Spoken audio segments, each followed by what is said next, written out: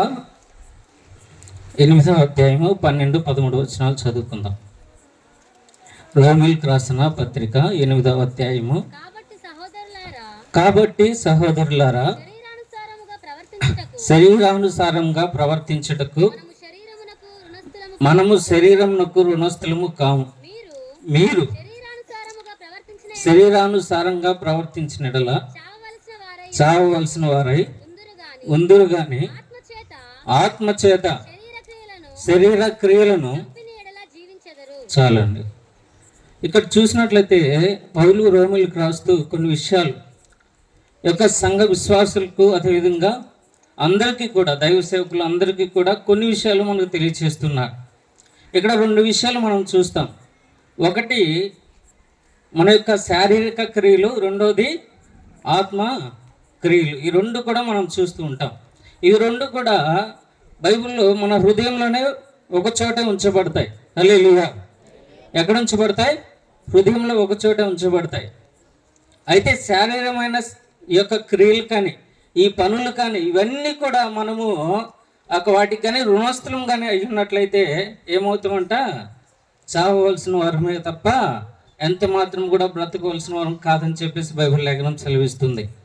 అయితే ఆత్మచేత ప్రేరేపించబడిన వాడు మాత్రం నిత్య జీవులు ఉంటాడని చెప్పేసి బైబిల్ లేఖనం సెలవిస్తుంది. ఈ 2 విషయాల గురించి నేను కొద్ది క్లుప్తంగా తెలియచేస్తాను. అయితే ఇక్కడ శరీరానుసారమైన క్రియలు అంటే చాలా విషయాలు ఉన్నాయి బైబిల్లో, ఒకటి కాదు. మార్కు శుభవార్త 7వ అధ్యాయం 21వ వచనంలో ఉన్నాయి. గల్తీలకు రాసిన పత్రికలో కూడా ఈ విషయాలు మనం చూస్తూ ఉంటాం. అయితే మార్కు రాసిన శుభవార్త 27వ అధ్యాయం 21వ వచనం కనుక ఒకసారి చదివినట్లయితే, లోపల నుంచి అనగా మనుషుల హృదయంలో నుంచి దురాలోచనలను, జారత్వమును, దొంగతనమును, నరహత్యను, వ్యభిచారమును, లోభములను, చెడుతనమును, కృత్రిమములను, కామ వికారము, దేవదోషని, అహంభవనం, అవివేకమును వచ్చును. ఈ చెడ్డవన్నీ కూడా లోపల నుంచి బయలు వెళ్ళి మనుష్యుని అపవిత్రం చేయును. హల్లెలూయా. ఏంటంట? ఇక్కడ 13 రకాలైన ఈ క్రియలు మనం చూస్తూ ఉంటాం. ఈ 13 కూడా ఎక్కడి నుంచి వస్తాయంట? మనిషి యొక్క హృదయంలో నుంచే వస్తాయి. మరి ఎక్కడి నుంచో రా. అయితే ఈ యొక్క హృదయంలో నుంచి వచ్చే ఈ క్రియలు మన యొక్క జీవితాలను, విశ్వాస జీవితాలను, క్రైస్తవ జీవితాలు ఇవన్నీ కూడా నాశనం చేస్తాయి. శరీరానుసారమైన క్రియలు వాటికి మనం రుణగ్రస్తులం కాకుండా దేవుని యొక్క ఆత్మకు మాత్రమే రుణగ్రస్తులం అని చెప్పేసి బైబిల్ లేఖనం సెలవిస్తుంది. పౌలు తెలియచేస్తున్నాడు. ఒకవేళ నువ్వు యొక్క శారీరక సంబంధమైన ఈ యొక్క పనులు కానీ నువ్వు చేసినట్లయితే నీవు చావవలసిందే తప్ప ఎంత మాత్రం కూడా బ్రతుకు అని చెప్పేసి బైబిల్ లేఖనం సెలవిస్తుంది. మనం ఏ కేటగిరీకి చెందుతామో మనం అందరూ కూడా స్వీయ పరిశీలన చేసుకోవచ్చు. మనం ఏ స్థితిలో ఉన్నాం, ఎలా ఉన్నాం, మన క్రియలు ఎలా ఉన్నాయి, మనం మందిరానికి వచ్చేటప్పుడు మన యొక్క ఆలోచనలు ఏ విధంగా ఉన్నాయో అని చెప్పేసి ఒక్కసారి మనం పరిశీలన చేసుకోవాలి. నువ్వు వస్తున్న మందిరానికే, నువ్వు చేస్తున్న మంచి పనే, కానీ లోపల ఇంకా ఏదో ఒకటి నీలో దాగి ఉంటుంది. ఒకసారి మనం ఆలోచన చేసుకుందాం. ఎవరు కూడా పరిశుద్ధులు కాదు, ఎవరు కూడా నీతిమంతులు కాదని బైబిల్ లేఖనం సెలవిస్తుంది. ప్రతిరోజు కూడా మనం ఏం చేయాలి? పరిశుద్ధపరచబడాలి. ఆయన నామంలో, ఆయన యొక్క రక్తంలో మనము కడగబడాలి. కాబట్టి ప్రతి ఒక్కరు కూడా ఈ విషయాలు చాలా జాగ్రత్తగా చూసుకోవాలి. అయితే ఆత్మ సంబంధమైన క్రియలు అనగా మన యొక్క చూసినట్లయితే గల్తీలకు రాసిన పత్రిక 5వ అధ్యాయం 22వ వాక్యంలో మనకు కొన్ని విషయాలు ఆత్మ ఫలముల గురించి దేవుడు తెలియచేస్తున్నాడు. ఆత్మ ఫలం ఏమనగా ప్రేమ, సంతోషము, సమాధానము, దీర్ఘశాంతము, దయాళత్వము, మంచితనము, విశ్వాసము, సాత్వికము, ఆశా నిగ్రహం. అది ఇట్టి నియమానికి విరోధమైన నియమము ఏదీ లేదు. ఇవన్నీ ఎక్కడ ఉంటాయంటే ఆత్మఫలము సంబంధించిన విషయాలు. శారీరక సంబంధించిన విషయాలు చూసాం. ఆత్మ సంబంధమైన విషయాలు కూడా ఇవన్నీ కూడా మన యొక్క హృదయంలో ఉండాలి. ఇవన్నీ మన హృదయంలో ఉన్నాయా లేదో ఒకసారి మనం పరిశీలన చేసుకోవాలి. ఎందుకంటే యేసుక్రీస్తు ప్రభువు త్వరగా వస్తున్నారు. తన యొక్క రాకడలో కూడా మనల్ని ఎత్తపడుతూ ఉంటాం. కానీ ఆ రాకడలో మనం ఎత్తబడతామా లేదా అనేది ఒకసారి మనం పరిశీలన చేసుకోవాలి. ఇక్కడ ప్రేమ అనే విషయాన్ని చాలా ప్రాముఖ్యంగా బైబిల్ లేఖనం సెలవిస్తుంది. కొరింథీయులకు రాసిన పత్రికలో ఈ 3 విషయాలు ఉన్నాయి. విశ్వాసము, నిరీక్షణ, ప్రేమ, ఈ 3 నిల్చును, ప్రేమయే శ్రేష్టము అని బైబిల్ లేఖనం సెలవిస్తుంది. బైబిల్ లేఖనంలో ఈ ఒక్క మాటే అనేక విషయాలు దేవుడు ప్రస్తావిస్తూ ఉంటాడు. రెండోది యొక్క క్రైస్తవ జీవితంలో ఈ 3 కూడా ప్రాముఖ్యమే. విశ్వాసము ప్రాముఖ్యమే, నిరీక్షణ ప్రాముఖ్యమే, ప్రేమ అన్నిటికన్నా చాలా ప్రాముఖ్యమే. ఇవన్నీ కూడా మనం చూసినట్లయితే చాలా విషయాలు బైబిల్ లేఖనంలో నుంచి ఈ ప్రేమ గురించి మనకు తెలియచేస్తూ ఉన్నాడు దేవుడు. అయితే మనకు ఒక మాట తెలియజేస్తూ లూకా శుభవార్తలో దేవుడు మనకు ఒక ఉపమానం తెలియజేస్తాడు. మీరు బైబిల్ తీయద్దు, నేను తెలియజేస్తాను. చకచక వర్షం పడుతుంది కాబట్టి ఈ విషయాలు కొద్ది విషయాలు నేను చెప్పేసి ముగిస్తాను. అయితే ఇక్కడ దేవుడు ఒక ధర్మశాస్త్ర ఉపదేశకుడు వచ్చి, అయ్యా నేను నిత్య జీవమునకు వారసుడు అవ్వటానికి నేను ఏం చేయాలి అని అన్నప్పుడు, నీవు ధర్మశాస్త్రం చదవలేదా? ఇక్కడ ఉన్నారండి, ఇక్కడ ఉండాలి. మీరు ధర్మశాస్త్రం చదవలేదా? నీవు ధర్మశాస్త్ర ఉపదేశకుడివే కదా, నీవు చదవలేదంటే నేను చదివాను ప్రభువా, ఏం చదివావని చెప్పేసి అడిగినప్పుడు 2 విషయాలు తెలియచేస్తాడు. 2 ఆజ్ఞలు. మొదటిగా 10 ఆజ్ఞలు ఉన్న ఈ యొక్క ధర్మశాస్త్రము దేవుడు ఏం చేశాడంటే 2 ఆజ్ఞలు మాత్రమే చేశాడు. అయ్యో వీడు పాటించలేకపోతున్నారే, నా బిడ్డలు బాధపడుతున్నారనే ఉద్దేశంతో 2 మాత్రమే చేశాడు. ఒకటేంటంటే నీ పూర్ణ హృదయంతోనూ, నీ పూర్ణ బలముతోనూ, పూర్ణ మనస్సుతోనూ నీ దేవుడైన యెహోవాను ప్రేమించుడి, మొదటి ప్రధాన ఆజ్ఞ.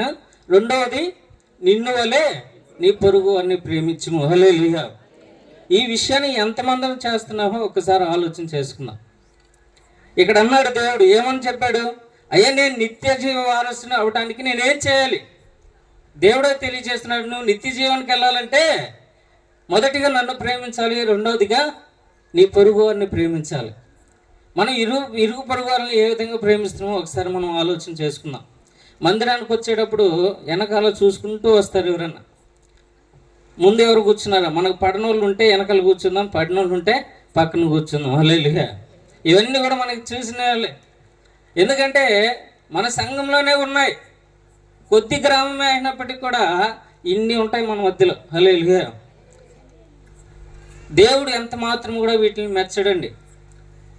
ఎందుకంటే ఇవన్నీ కూడా పరలోకంలో మనం చేర్చవు. ఈ తగువులు ఇవన్నీ కూడా ఏమన్నా రాజ్యాంగంలో రాసిందా పక్కనే ఉన్న పెట్టి, ఇదిగో నువ్వు వీటితో మాట్లాడితే తీసుకెళ్ళి జైలు శిక్షలో వేస్తానని ఎక్కడ కూడా లేదు. మనమే కొట్టేసుకోవచ్చు. ఆ పోయే మాటలే కదా అని చెప్పేసి తీసి పడేసి, కానీ చక్కగా వాడితో మాట్లాడినట్లయితే మన మధ్యలో ప్రేమ అనేది చాలా ప్రాముఖ్యంగా దేవుడు మాత్రం ఖచ్చితంగా ఈ విషయాన్ని చూస్తూ ఉంటాడు. అంతే తప్ప నువ్వేదో మందిరానికి వచ్చావేమో, కానుకలు ఇచ్చావేమో, దైవ సేవలకు బట్టలు ఇచ్చావేమో, ఇతరులకు సహాయం చేసామో, ఇవన్నీ చూస్తాడు. కానీ ప్రాముఖ్యంగా నీలో ప్రేమ ఉందా లేదా అనేది మాత్రమే చూస్తాడు. హల్లెలూయా. ఇదొక్కటే మాత్రమే నిన్ను నిత్య రాజ్యానికి తీసుకువెళ్తూ ఉంటుంది అని చెప్పేసి బైబిల్ లేఖనం సెలవిస్తుంది. అంతేకాదు ఇంకా చూసినట్లయితే ఆ యొక్క వర్తమానంలో, అయ్యా ఇంకా ఎవరు నా పొరుగు వారు ఎవరని అడిగితే దేవుడు ఒక ఉపమానం చేస్తాడు. పొద్దున దైవ సేవకులు ఈ విషయాలన్నీ కూడా మాకు తెలియచేశారు.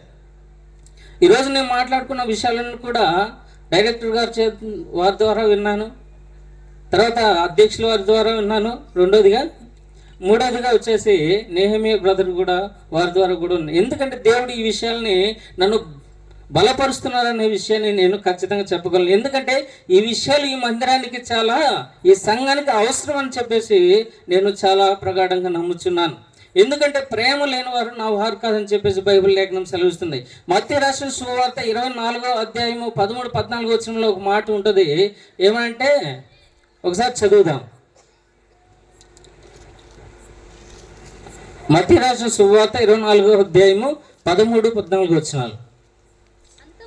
అంతము పై వచనం కూడా చదవండి. అక్రమము విస్తరించుట చేత అనేకుల మీద ప్రేమ చల్లారును. చాలండి. అక్రమం అనేది విస్తరిస్తుంది. ఈ అక్రమం విస్తరించుట ప్రేమ చల్లారితే నువ్వు ఎక్కడికి వెళ్తావు? నరకానికే పోతావు తప్ప ఎంత మాత్రం కూడా నువ్వు పరలోకానికి పోవు అనేది బైబిల్ లేఖనం సెలవిస్తుంది. అయితే ఒక కార్ల్ మార్క్స్ అనే వ్యక్తి ఒక మాట తెలియజేశాడు.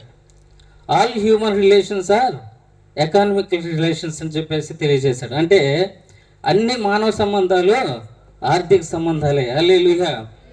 నీ దగ్గరకు వస్తే నాకేమిస్తావు, నీతో వస్తే నాకేమిస్తావు, నాకేంటి ఇటు చూపిస్తాను చెయ్యి, నాకేంటి, నీకు ఏదో ఒకటి ఇప్పిస్తలే రారా అంటే తప్ప మనం పోనే పోం. ఎక్కడుంది నీలో ప్రేమ? నీకు ఏదో ఇప్పిస్తే నువ్వు పోయేదానికి నీలో ఎక్కడుంది ప్రేమ? నాకేంటి? మొదటిగా దేవుడు ఎంత మాత్రం కూడా క్షమించడండి. ఒకసారి జ్ఞాపకం చేసుకుందాం. చాలా ప్రాముఖ్యము. నిరీక్షణ ప్రాముఖ్యమే, విశ్వాసము ప్రాముఖ్యమే, ప్రేమ అన్నిటికంటే చాలా ప్రాముఖ్యము. నువ్వు నిత్య జీవంలోకి చేర్చదు అదొక్కటే. హల్లెలూయా. అయ్యా నేను నిత్య జీవం వారసున్నాడు అంటే నిన్ను వలె నీ పొరుగు అని ప్రేమించుడి.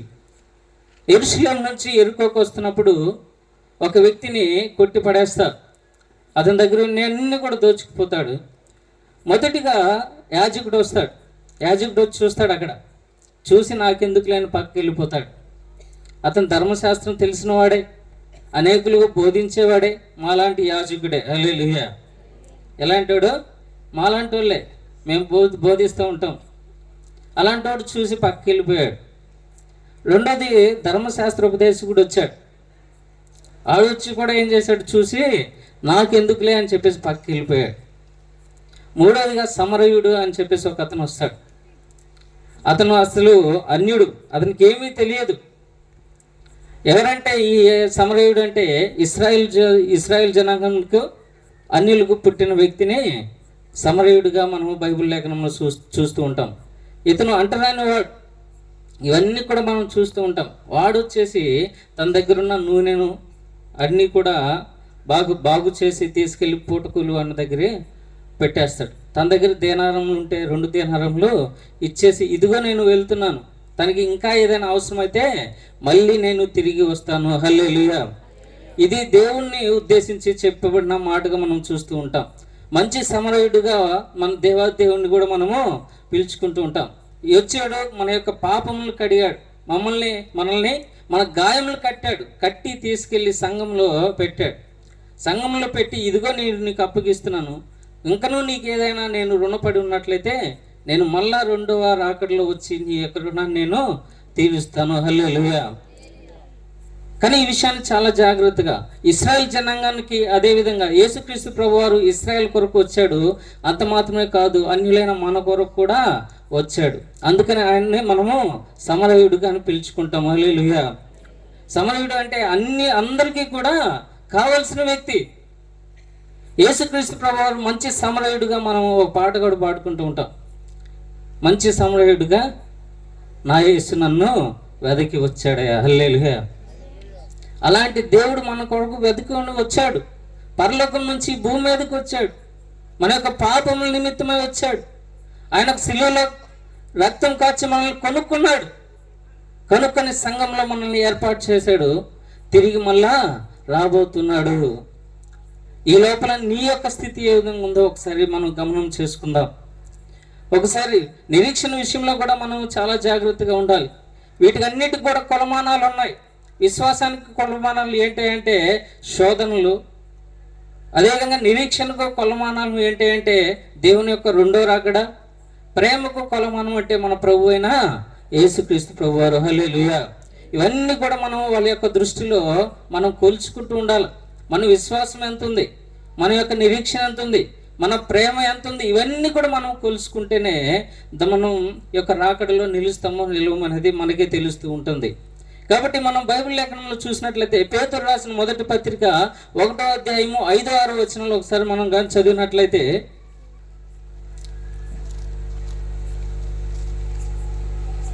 పేతురు రాసిన మొదటి పత్రిక 1వ అధ్యాయము 5-6 వచనాలు. కడవరి కాలమందు బయలుపరిచిన సిద్ధముగా ఉన్న రక్షణ మీకు కలుగునట్లు విశ్వాసము ద్వారా దేవుని శక్తి చేత కాపాడబడు నీ కొరకు ఆ స్వాస్థ్యము పరలోకమందు భద్రపరచబడి ఉన్నది. ఇంకా చదువు. ఇందువలన మీరు మిక్కిలి ఆనందించుచున్నారు, కానీ అవసరమును బట్టి నానా విధములైన శోధనల చేత ప్రస్తుతమున కొంచెము కాలము మీకు దుఃఖము కలుగును. నశించిపోవు సువర్ణము అగ్ని పరీక్ష వలన శుద్ధపరచబడినదిగా దానికంటే అమూల్యమైన మీ విశ్వాసము శోధనల చేత పరీక్షకు నిలిచినదై యేసుక్రీస్తు ప్రత్యక్షమైనప్పుడు మీకు మెప్పును మహిమయు ఘనతయు కలుగును. హల్లెలూయా. ఏంటంట? సువర్ణము ఎలా శుద్ధి చేయబడతారు? అగ్ని పరీక్ష వలన. దాన్ని కాల్చి కాల్చి కాల్చి కాల్చి కాల్చి ఏం చేస్తారు? ఒక మంచి బంగారాన్ని వెలికి తీస్తారు. మన విశ్వాసాన్ని ఏ విధంగా వెలికి తీయాలంటే ఏంటంట? మన విశ్వాసాన్ని వెలికి తీయాల్సి ఉంటే శోధనలు మనకు కలుగుతాయి. అవన్నీ కూడా మనము వేదనలకు ఆ దుఃఖం కొంతకాలమే ఉంటుంది. ఆ దుఃఖము కొంతకాలము అయిన తర్వాత దేవుడు ఏం చేస్తాడు? మనల్ని పూర్ణులుగా చేసి స్థిరపరుస్తాడని చెప్పేసి బైబిల్ లేఖనం సెలవిస్తుంది. హల్లెలూయా. ఈ విశ్వాసం అంతేకాదు, పై విషయాలు కూడా నిరీక్షణ బట్టి దేవుడు చాలా చక్కగా తెలియచేస్తూ ఉంటాడు. నేను ఒక మాట చదివి చివరిగా ఒక మాట చదివి నేను ముగిస్తానండి. రోమీయులకు రాసిన పత్రిక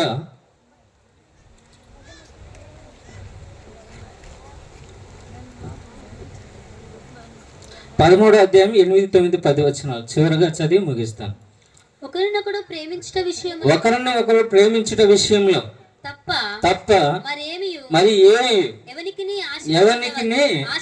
ఆశించి ఉండవద్దు, అచ్చి ఉండవద్దు. పొరుగువారిని ప్రేమించువారిని ధర్మశాస్త్రము ఎలాగనగా వ్యభిచరింపవద్దు, నరహత్య చేయవద్దు, దొంగిలవద్దు, ఆశింపవద్దు అనునవనియు మరి ఏ ఆజ్ఞ అయినా ఉన్న ఎడల అదియు నిన్ను వలె నీ పొరుగు వారిని ప్రేమించాలని వాక్యంలో సంక్షేపముగా ఇమిడి ఉన్నవి. అదండి. హల్లెలూయా.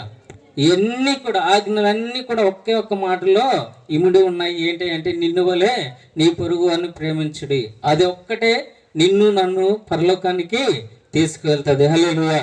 దేవుడు ఈ వాక్యాన్ని తన వెనుకలో దీవించి ఆశీర్వదించును గాక. ఆమేన్.